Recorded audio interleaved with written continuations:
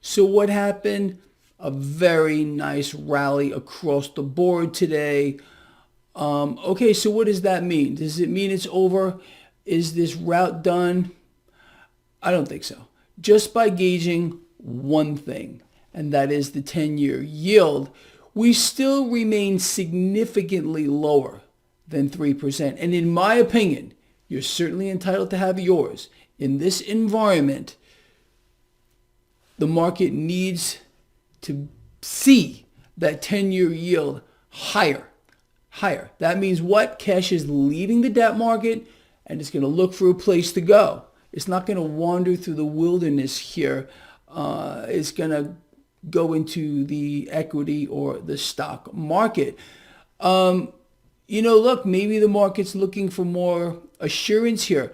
I don't know how many of you recall last week, maybe the week before that, I had said that I believed that in order for this stock market to make any meaningful gains and maybe pull out of this route, well, you would need the banks to play. I said I believe the banks want to play. Did you see the banks today? JP Morgan, Bank of America, Goldman Sachs, big gains. So the banks want to play here. They're kind of sick of getting beat up. And I think sincerely, at this point, banks have gotten so oversold. Today what we saw was some panic buying. But does that mean it's over? No. None of this means it's over. We must keep our eyes on that 10-year yield. Did you watch the dollar today? You want to talk about a nosedive? The comparative strength of the dollar fell off of a cliff. Looking at the Dixie index, over a 1% drop. Okay. With that, we witnessed gold and silver catch a bid, nothing major. Cryptocurrencies reverse and go lower. Bitcoin still hovering in a very tight range. We're about at 29,000. Why am I talking about Bitcoin and not anything else? Because it's the mommy. It's the one, all the other ones kind of look up to. So that's the case here with regard to that. But again, look, do I like seeing a day like today? Absolutely. Everyone likes to see green on their screen. Okay, we got that. But to me, we need to see several days of this. Not only that, we need to see what I would call a sigh of relief from the debt market. A lot of cash has made its way into this perceived safety of debt here, and has forced that 10-year yield lower. Well, there's a lot of cash there waiting to come out. And the only way that's going to happen is if, the banks start to play, and maybe we saw some of that today. If people stop being so fearful, it's fear that has been driving this. Look, we have been lied to on a truly epic scale, not just by the central, by the Federal Reserve, by the European Central Bank, other central banks who have explained, we're doing great. None more so than this criminal organization. See my hat? All right. How great we're doing. Our economy is expanding. Meanwhile, by their own words, we're contracting, but they want you to forget about that.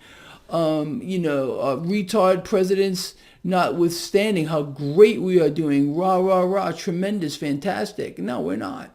Our economy is cratering. As a matter of fact, don't listen to me. Like I said, we got the IMF talking about an economic calamity, a confluence of calamities here. It's called crisis after crisis after crisis, not one of which is just an accident here. Every one of these things has been put forth, created, and dispersed to create or bring about a certain effect. We also heard from the World Economic Forum here over at Davos, and they're warning of an economic storm. Now, let me ask you, who's going to be held to account? Nobody. You see, because it's all by accident. This is just an act of nature. It has nothing to do with the fact that central banks have been on a mission here to continue to inflate and propagate situations that demand that more cash be thrown at it, billions, tens of billions of dollars, wars and new disease processes, monkey freaking pox and COVID and every other damn thing they want to throw. Oh yeah, it's just, it just happened.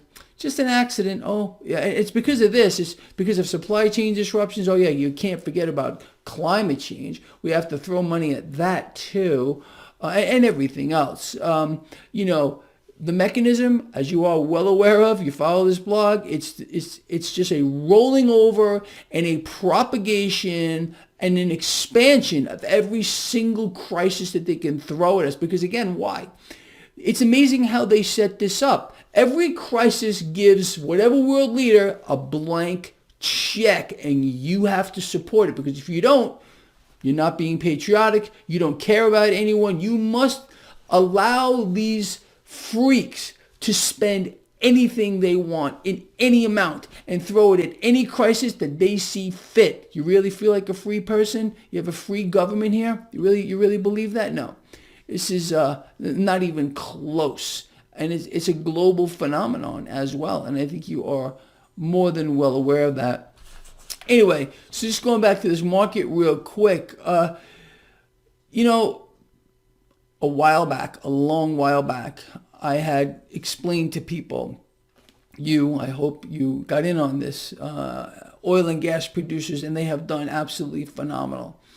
I believe sincerely, and I've been saying this lately, there's a lot more to go.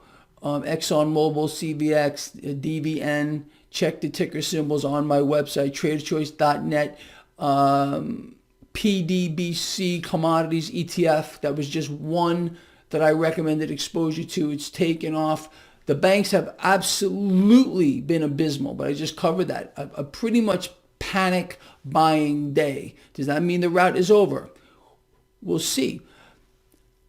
In order for, again, to convince me that, this is really over here, we're going to need to see some action in the debt market with regard to the 10-year yield. We're going to need to see several days of strong performance in the market. We're going to need to see the financial sector start to get bid higher. Energy is already taken off here. You got crude oil today. Actually, WTI did come down a fraction. It's at 110. But again, look, there's a whole bunch of little pieces here that need to come together. This is not a crash. I don't care who's telling you this. Again, every single market crash, anyone that you want to look at throughout history is not a slow burn over 5 months now since January. It's more like a matter of days. Everybody runs to the door at the same time. People are trying to sell assets and there are no buyers unless they continue to mark down the price of the shares that they own. You understand? That's a crash when everybody runs to the door at the same time. We are so nowhere near this at this particular time that it's just laughable that there's a single person out here that believes that this is a market crash. I know where it's coming from. It's from those I probably am the only guy out here on the alternative media saying that we are not in a crash. How many of those other guys are in the market like me? Probably zero. How many of them really understand the dynamics? There are multiple here that must be thoroughly understood. Probably very, very few, if not none. If you are not in this market, if you are not immersed in it, like I am, stay out of the way. Just realize that your take on it is probably, if you're listening to some of these people out here, you don't know what you're listening to because they have no idea what they're talking about. This is not a crash. Does it make sense to you, with a show of hands, that during a crash, everyone runs to the door at the same time? Or is it a slow burn like we're seeing now? I dare you. Go look back on every single stock market crash in history. They don't burn slowly like this. They rip lower, okay? And we're not seeing that at all. And regardless of what we're seeing here, with regard to the global economy, the warnings from the IMF just from today, from the World Economic Forum just from today. Really? Market seems to shrug that off, but our economy, it's over. It's over. There's nothing left anymore, and it's going to continue to get worse. You realize what's going on here. What really is happening is the emergence of a completely new financial system. They got to get rid of the old one first here. Central banks are in a race to the bottom. Why do you think you're seeing inflation surge like it is right now? You really think this is by accident, like they're trying to convince you? No, this is deliberate. They're trying to also get rid of an entire class of people, make them slaves to the system. It's really what they need, people to be dependent on the system. The more people that are dependent on the system, the more people will comply like zombies. That's what they're trying to do. People like you and me, we're the resistance, and we present a problem. How they're going to deal with us down the line, I guess we'll see. But the fact of the matter is we haven't seen anything yet. You can expect all of this to get monumentally worse, and you can expect worse things to come along. Another crisis, worse than the previous one. Just so they can keep the mechanism alive to allow central banks to continue to inflate. Everyone's here talking about quantitative tightening. Really? Okay, let's see how that's playing out.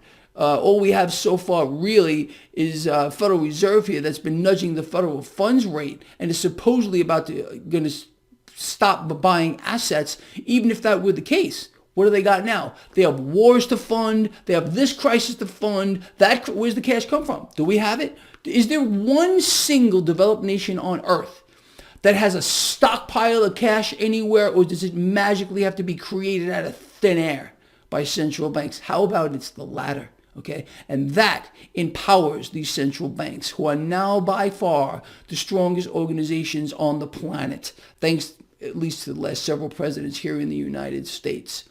And whatever freak they're going to put behind the Resolute desk next, you have no say-so. If you think you do, you have no idea of what's actually going on. I've been telling people for the longest time, if your vote counted, they wouldn't allow you to vote. It don't count at all. Nothing matters anymore. All right, so look, that's pretty much it. In summary, nice rally here on Wall Street. Am I happy about it? Sure. Do I believe it's over? The route that we've been in? No. For months and months, which is not a crash? No. I'm not convinced. I will not be convinced until the financials continue to get a bit higher, until the 10-year yield begins to climb. That will convince me that this route is over. When you see cash leaving that debt market and the 10-year yield rises, where do you believe it's going to go? Okay, it should be going into suppressed assets, but it's not going to. It's going to make its way back into the stock market. So